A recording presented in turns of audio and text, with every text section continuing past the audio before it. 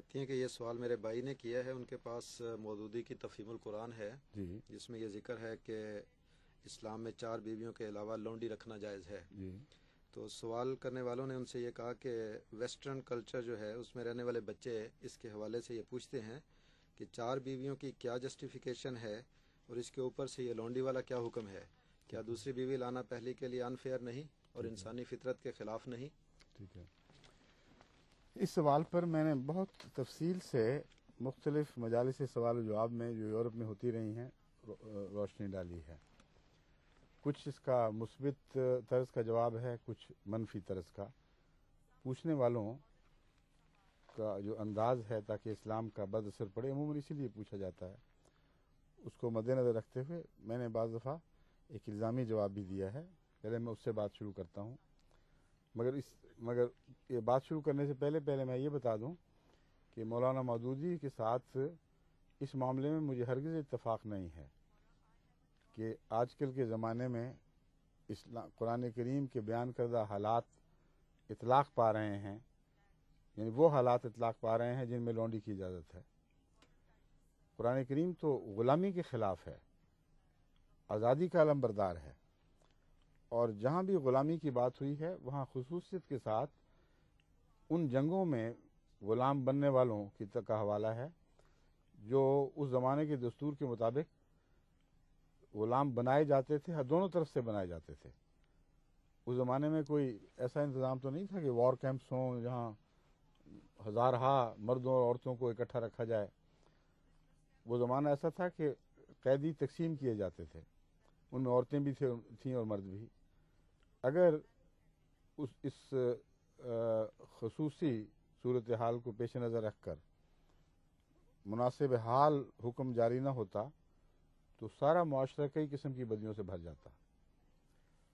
اور پھر یہ بھی یاد رکھیں کہ مقابل پر دشمن وہی کرتا تھا، اور جب دشمن کسی کے قیدیوں سے ایک سلوک کرتا ہے تو عمومی طور پر وہ سلوک ان لوگوں کے نزدیک مناسب ہو یا نامناسب ہو، ایک جنگ کا قانون ہے جو ایک جنگ کے عدل کے ساتھ تعلق رکھتا ہے، اور جنگی عدل کا تقاضا یہ ہے کہ دشمن اگر تم سے کوئی زیادتی کرتا ہے تو تم اسی حد تک زیادتی کر سکتے ہو، لیکن اسلام میں یہ زیادتی خاص قواعد اور پابندیوں کے تابع رہی ہے۔ پھر بھی وہ دشمن جو اس زمانے میں دوسرے ملک قوموں کے قیدیوں پر دسترس رکھتے تھے، ان پر قبضہ کرتے تھے، وہ طرح طرح کے مظالم ان پر کرتے تھے، اور اسلام نے ان کی اجازت نہیں دی۔ حالانکہ جنگی عدل کا اگر اطلاق ہو تو اسلام کو بھی اجازت تھی کہ ویسی بہیمانہ کاروائیاں اس حد تک ان سے کریں جس حد تک وہ اپنے ہمارے مسلمان قیدیوں پر کیا کرتے تھے۔ مثلا جنگ کے دوران مسلح کرنا، چہرہ بگاڑنا اور کئی قسم کی بد حرکتیں تھیں، قطعاً اسلام نے ان کی اجازت نہیں دی۔ غلاموں کے متعلق یہ تاکید فرمائی کہ تمہارے پاس ٹھہر ہیں مگر بندے خدا کے ہیں، اور تم امین ہو، تم ان کے بارے میں جواب دہ ہوگے۔ تمہارے لیے ضروری ہے کہ جو خود پہنو ویسا ہی ان کو پہناؤ، جو خود کھاتے ہو ویسا ہی ان کو کھلاؤ، اور اگر تم نے ان پہ زیادتی کی تو تم خدا کے حضور پکڑے جاؤ گے۔ جو لونڈیوں والا حصہ ہے اس کی اجازت دینا اس لیے ایک مجبوری تھی کہ یہ لونڈیاں اگر گھروں میں پلتیں اور ان کے بارے میں کوئی ایسی تعلیم نہ دی جاتی تو خطرہ تھا کہ سارے معاشرے میں بعض بدیاں پھیل جائیں گی۔ اس لیے اللہ تعالیٰ جو مالک ہے، بیاہ شادی کے قانون تو سب سے زیادہ خدا تعالیٰ حقدار ہے کہ وہ بنائے، بس گناہ کا ایک غلط تصور بعض ذہنوں میں موجود ہے۔ اگر واقعتاً یہ قانون خدا کی طرف سے ہے تو جس طرح شادی جائز ہے اس طرح یہ بھی جائز ہے۔ یہ عجیب بات ہے کہ اللہ تعالیٰ کو یہ تو حق ہے کہ ایک بیوی کی اجازت دے دے یا 2 بیویوں کی اجازت دے دے، مگر یہ حق نہیں ہے کہ شادی کا ایک اور طریق رائج کر دے۔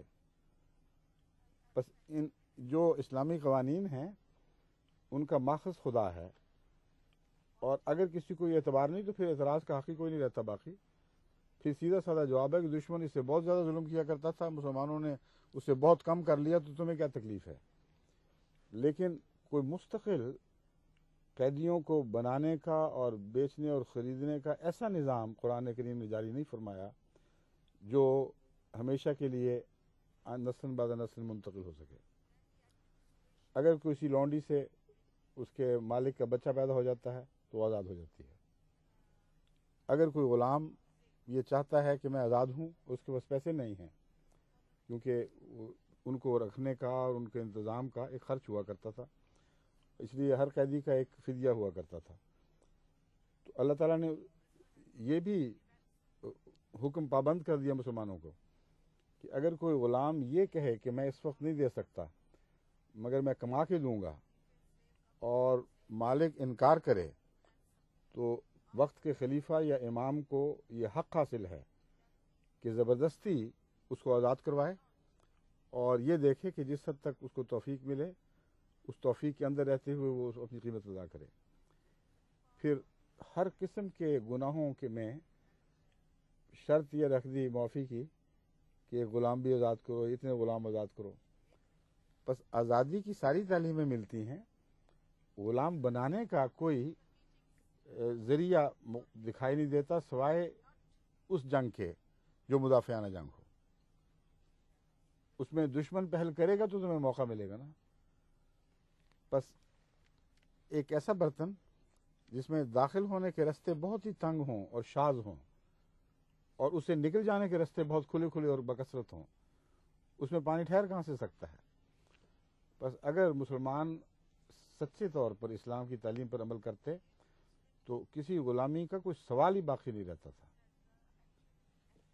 بعد میں لوگوں نے اپنے نفس کے بہانے بنا کر غلامی کو جاری رکھنے کے لیے عذر تراشے ہیں، ورنہ حقیقت میں قرآن کریم سے پتہ چلتا ہے، فرمایا ہے کہ کسی کو غلام بنانا محمد رسول اللہ علیہ وسلم کا ذکر کرواتے ہوئے ہرگز جائز نہیں ہے جب تک کہ خوریز جنگ نہ کرے۔ تو جنگ بھی معمولی جھڑپ نہیں ہے کہ رستہ چلتے کسی لڑائی ہو گئی تو پکڑ کے غلام بنا لیا، خوریز جنگ کا ذکر ہے، اور وہ جنگ اس میں یہ بات مضمر ہے، شامل ہے، لازماً حضور اکرم صلی اللہ علیہ وسلم کے حوالے سے مدافعانہ ہونی تھی۔ تو جنگ کرنے کا اختیار نہیں ہے سوائے اس کے کہ دشمن ٹھونسے، اور پھر قیدی اس وقت بنانا ہے جب وہ واقعتاً سنگین لڑائی ہو اور خونریز لڑائی ہو۔ تو اس لیے مولانا مودودی صاحب نے جو تصور پیش کیا ہے وہ بالکل غلط ہے۔ قرآن کریم ہرگز یہ بیان نہیں کرتا، اور اس زمانے میں کہیں کوئی ایسی جنگ مجھے نظر نہیں آ رہی جو مذہب کو مٹانے کے لیے جنگ لڑی جا رہی ہو، اور اس میں مسلمان خواتین سے وہ سلوک کیا جا رہا ہو کہ ان کو لونڈی بنایا جا رہا ہو، اور پھر اس کے نتیجے میں مسلمانوں کو یہ اجازت ہو کہ وہ ایسا ہی کریں۔ اس لیے ایک تو یہ میں سمجھانا چاہتا ہوں کہ مولانا مودودی صاحب نے جو کچھ فرمایا ہے یہ درست نہیں ہے، اور غلامی کی تعلیم کے متعلق جو غلط تاثرات قائم ہیں ان کو دل سے نکالیں۔ اسلام تو آزادی ضمیر کا اور آزادی انسانیت کا علمبردار ہے، بلکہ جو غلاموں کو آزاد نہیں کرتے ان کے متعلق قرآن کریم میں بڑے سخت لفظ استعمال ہوئے ہیں۔ فک و رقبۃ کا جو مضمون بیان ہوا ہے، ایسے وقت میں جو سچے مومن ہیں وہ ہیں جو بیکاروں، جو گرے پڑے لوگوں کو اٹھاتے ہیں، جو گردنوں کو آزاد کرتے ہیں۔ بس آزادی کی مہم کا نام ہی سچا ایمان ہے، اور غلامی مجبوری کے استثناء ہیں، اس کے سوا اس کی کوئی حقیقت نہیں۔ یہ چوتھا سوال بھی ہاں، ایک پہلو جو میں بیان کرنا تھا وہ الزامی جواب جو میں دیا کرتا ہوں۔ یورپ عجیب عجیب بھیسوں میں سوال کرتا، مغرب عجیب شرافت کے لبادے اوڑھ کے سوال کرتا ہے۔ ان کو یہ تو نظر آ جاتا ہے کہ اگر ایک سے زیادہ عورتیں ہوں تو پہلی بیوی کی دل شکنی ہوگی، لیکن یہ نہیں دکھائی دیتا کہ اتنی بے حیائی ہے کہ ایک شادی کی ایک عورت کو رکھ کر اس کے حقوق ادا کر کے اس کے ساتھ تعلق قائم کرنا تو ان کو وحشت اور بربریت دکھائی دیتی ہے، مگر شادی شدہ عورت ہو یا غیر شادی شدہ ہو، معاشرے میں ہر طرف بے حیائی عام ہو جائے اس سے کوئی فرق نہیں پڑتا۔ وہی بات ہے، ایک دفعہ ہمارے کالج میں ایک بحث ہو رہی تھی. اسی طرح لڑکے ان کو عادت ہے ایسے لغو سوال کر کے اسلام سے لوگوں کو بدزن کرنے کی کوشش کرتے ہیں. تو ایک لڑکے نے اپنی طرف سے بڑے طنز کے ساتھ ایک مسلمان سے پوچھا کہ سنا ہے تمہاری 4 مائیں ہوتی ہیں. تو اس نے کہا کہ میں نے سنا ہے آپ کے 4 فادرز ہوتے ہیں. تو لفظ 4 فادرز پر ایک بڑا اچھا پن تھا کہ ہماری 4 مائیں ہیں تو تمہارے 4 باپ ہوتے ہیں یا اس سے بھی زیادہ. تو اس طرف تمہاری توجہ نہیں جاتی. ہر جنگ کے بعد ایک سے زیادہ شادی نہ کرنے کے نتیجے میں ان کے معاشرے پہلے سے زیادہ گندے ہوئے ہیں. یہ میں نے اپنی کتاب جو ہے Islam response to the contemporary issues اس میں تفصیل سے اس بات کو بیان کیا ہے. اگر باقی باتیں پڑھنا ہوں تو وہاں سے پڑھ لیجئے.